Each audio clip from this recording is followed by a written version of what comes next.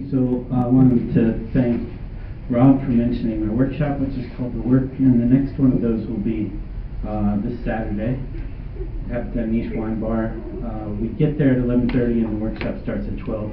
So what happens for the first half hour is people bring snacks to share, and so the first half hour is people settling in, and then we start the writing exercises at 12. So if anybody wants to join us on Saturday, that would be great. If you want more info, talk to me later. This is called Reject the Unreliable Narrator.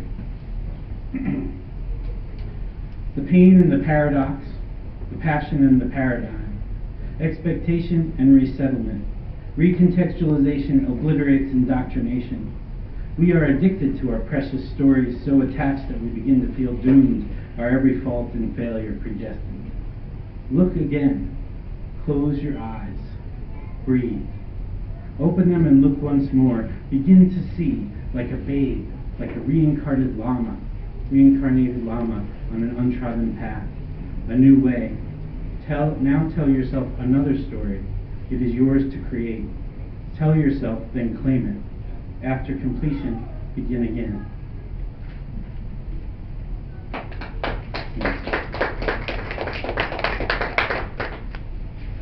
And this one, I'm not sure that I've ever read this one anywhere, but it means a lot to me. So this poem exists because I had a friend who really disappointed me because she got some work into one of the Voice Catcher anthologies when Voice Catcher was a print anthology. That's a women's writers collective in Portland that still exists.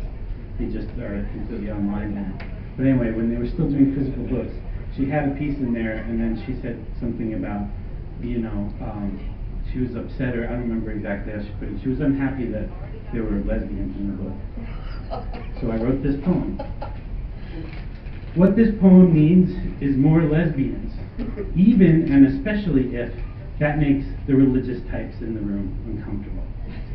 There is no problem a good lick couldn't fix. No scenario that I can imagine that wouldn't be improved by a little girl-on-girl action. Wouldn't you agree, Diane? So yeah, that's how I feel about people who are embarrassed to be in the same book as lesbians. Terrible. So I asked GL if it would be okay if I read one of her poems and which one of them she would like me to read, and she chose this poem from Chiaroscuro Kisses, a great book that's called Relentless Blue.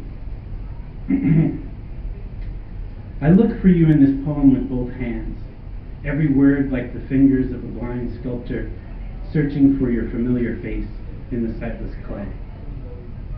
If I were a painter, what I want to say to you would be a shade of blue that couldn't be bought, only blended by loving curiosity and relentless patience, blue as sun rising on the ocean after a storm.